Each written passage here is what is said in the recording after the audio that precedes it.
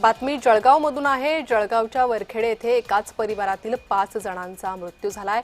वीज प्रवाहाचा स्पर्श झाल्याने 5 जणांचा मृत्यू झाल्याची दुर्दैवी घटना समोर आली आहे। वरखेडी गावातील एका शेतकऱ्याने आपल्या शेतात वन्यजीवांपासून संरक्षण करण्यासाठी शेताच्या भोवती तारेचं कुंपण घालून त्यात वीज प्रवाह सोडला होता।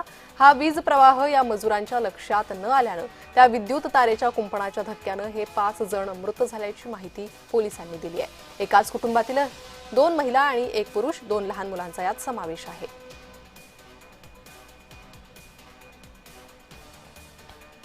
वरखेडी गावाजवळ एका शेतामध्ये 5 माणसाचं मृत्यू बॉडी सापडलेला आहे असा फोन आला होता। मग त्या जागावर आपलं पोलीस स्टेशनचं टीम तिथं गेल्यानंतर पूर्ण तपासणी केल्यानंतर तिथं वायर्स काढलेलं वायर्स दिसून आलेलं आहे। जनावरांपासून म्हणजे शेताने वाचवण्यासाठी काही वायर्स लावल्या होत्या आणि त्या वायर्सला काल रात्री त्यांनी वीज सोडल्या होत्या।